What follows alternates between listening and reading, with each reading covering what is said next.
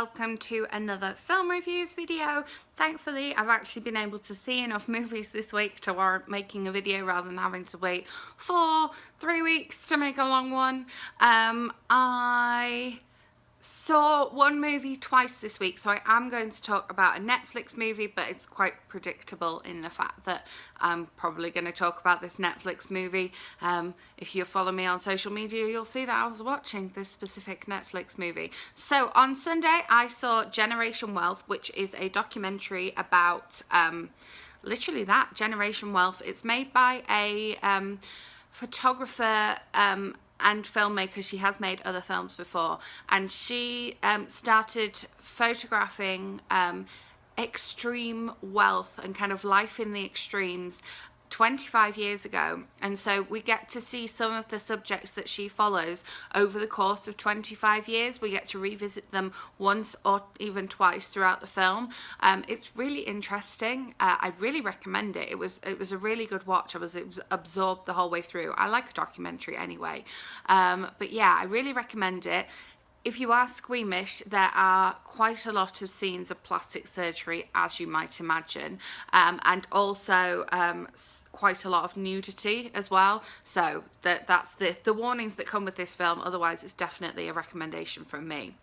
Then on Monday, we saw Blackkklansman, which I was really excited about seeing. I've wanted to see it since I saw the trailers. It's got Adam Driver in it.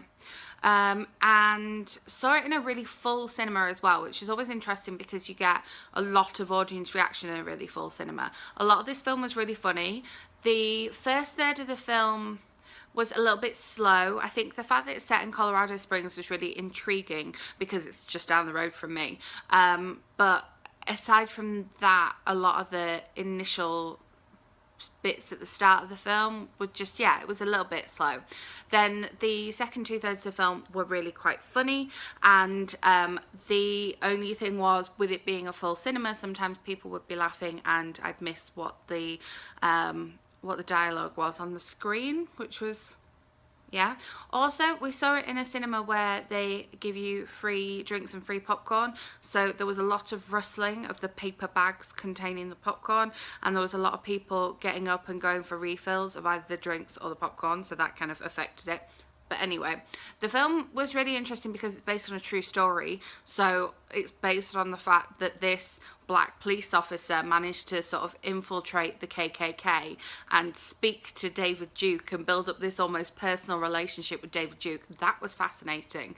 Unfortunately, the end of the film was kind of a little bit spoiled for me just because the film itself ended, and then they had a lot of footage of David Duke, Donald Trump speaking on the subject of race specifically. And then they had footage from the riots that were in Charlottesville. This film release coincided with the anniversary of those riots back in August last year.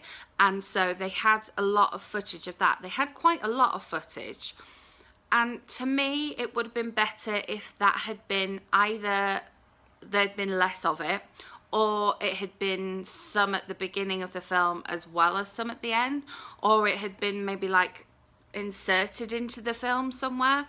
I'm not sure, but it meant that I'd watched this really great movie and was like enjoying the fact that I'd seen this movie and then I had to watch this film footage, which was, you know, violent and shocking and obviously incredibly racist. So yeah, I kind of like left the theatre feeling like not great, which I don't know. I've paid to see a movie. I want to be entertained. I've seen this footage last year, and I get that we want to make awareness of it, but yeah, to me it was just done in the wrong way. I don't know. I didn't see anything on Tuesday. Then on Wednesday, I went to see Crazy Rich Asians. I am going to be making I have made a book versus movie video about this one, but just a very quick. I really enjoyed it. It was a great rom-com. I laughed, cried a little bit. It was sweet. There was quite a few differences from the book, so make sure you check out my book versus movie, which should be going up this week, for my full thoughts on that. Then on Thursday I went to see The Meg. This was definitely one of those that I wouldn't have seen had it not been for MoviePass, but I'd seen the trailers a lot. Obviously, going to see as many movies as I do, you see the trailers a lot. I mentioned on Instagram that I do listen to an audiobook during the trailers to try and avoid watching them. But if I'm there with somebody else, then I can't really sit and listen to my audiobook. They might seem it antisocial. But obviously The Meg is about a megalodon and how they kind of unearth this megalodon from the ocean bed, and it comes to obviously, you know, eat everyone up. It's cheesy and it's very kind of like action film. There were so many action film tropes like, oh, I'm glad we, you know, got away from that megalodon. Let's all go home for a cup of tea. Oh, there's the megalodon again, you know, that kind of thing. One thing that I thought was really good was I really liked the footage of like the ocean bed and the marine life. Some of those moments were really like calm and peaceful and serene, and I can see why this film got a release in 3D and IMAX, because seeing some of that footage on the IMAX screen would have been fantastic. And some of the like wide shots they use when, you know, you can see the Meg going for something, I think that would have been really, really good on the IMAX screen as well. So I can see why it got released on there. Rainn Wilson's really funny in it. That's kind of the reason I considered watching this, because as you may or may not know from my previous videos, action films aren't really my thing. They're not, you know, I prefer the Crazy Rich Asians over The Meg. And then another kind of turn in a different direction again, I went to see Christopher Robin. This is one that I definitely would have paid to see if I hadn't have been able to see it with my MoviePass. It was almost looking like I might have had to have done that anyway, because it wasn't looking like MoviePass was going to let me see it, but they did, yay. Compared to The Meg the previous day, this was kind of just what I needed. It was very quiet and very peaceful and very serene and very sweet and very childlike. Obviously you have to suspend your disbelief going into this. You have to get into the mode where you know you're going to be seeing Winnie the Pooh and Eeyore come out of a tree and go down to the 100-acre woods and see Ewan McGregor speaking to what looks like a cuddly toy bear, and, you know, have Winnie the Pooh cheer him up or save the day or whatever. It was definitely very, very sweet. One of the things that I notice every time I see a British film over here in what is normally a fairly busy cinema is that I do laugh at different parts that other people laugh at. I know a lot of people say, oh, the British sense of humour is very different, or the American sense of humour is very different, and I do really find that when I'm watching a British film. I do find sometimes that I'm laughing at different places, not just a British film, like even with Crazy Rich Asians, some of the things that I was laughing at in the first cinema that I saw it in were different to what other people were laughing at. Ooh, going back to Crazy Rich Asians, Aquafina was just fantastic. She's so funny. I liked her in Ocean's 8. I loved her in Crazy Rich Asians. I want to see more from her. I hope that she's doing more films. But yeah, Winnie the Pooh, Christopher Robin, Winnie the Pooh, obviously Eeyore, amazing. It's a Disney film, it's a kids film. You know what to expect going into it. What you get is also very beautiful. I also want to look up what locations they used, because I stayed to the end of the credits to see if I could kind of see what locations they'd used for some of the filming. They thanked Dover, so I don't know if a lot of it was filmed around Dover, but I would like to find out where they filmed the station scenes specifically. And then Saturday I went to see Crazy Rich Asians again. This is how much I enjoyed this film. So yeah, Aquafina, all good. I saw it in a much busier cinema that time, and again, audience reaction, it made it different. There was more laughter, there was more kind of like, yeah, just reaction to the things that were going on the screen.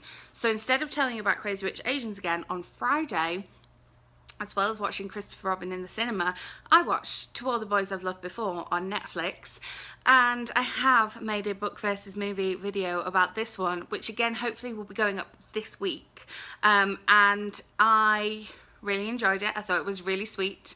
Obviously, if you know anything about the books, you know going into it that it is going to be a sickly sweet teen romance, and again, you know what you're getting yourself in for. The sister relationship in the books I absolutely loved, and you don't see quite as much of that in this one, but then I'm thinking about the books as a whole trilogy, and this film is obviously just book one, and it's not one of those where they dip into the others in the trilogy. The same with Crazy Rich Asians, actually. It's not the whole trilogy, it's just book one, and so yeah, they don't dip into the other books, which I think is really quite good. But it was enjoyable. It was a really nice sort of Friday afternoon film. It would be nice as a Sunday afternoon film, definitely. I laughed at parts, and I thought they did a good job with kind of like flashbacks for the different letters as well. But I have made a whole video talking about this one, so look out for that one soon. And yeah, that's 6 films in 7 days. That's not too bad, not too bad. And I am seeing another film tonight, so that's going to be the start of next week's film reviews. This week on my channel I have hopefully that book versus movie, Crazy Rich Asians, and To All the Boys I've Loved Before, separate videos. I think this week is going to look like a Monday, Wednesday, Thursday week. Normally I do Monday, Wednesday, Friday. I will have a look at the videos that I've got. It might be that Thursday's video is just a bonus video and I'll still do Monday, Wednesday, Friday. But yeah, I will be having some talk of books during the week, at least 3 days this week, so make sure you're subscribed so that those videos land in your subscription feed, especially if you're here for the movies. I have book versus movies this week. And yes, give this video a thumbs up if you enjoyed. Let me know in the comments if you've seen any of these films and have thoughts on them. If you disagree with any of my opinions, let me know in the comments, and I will see you next week with another film review, and in the week for Talk of Books.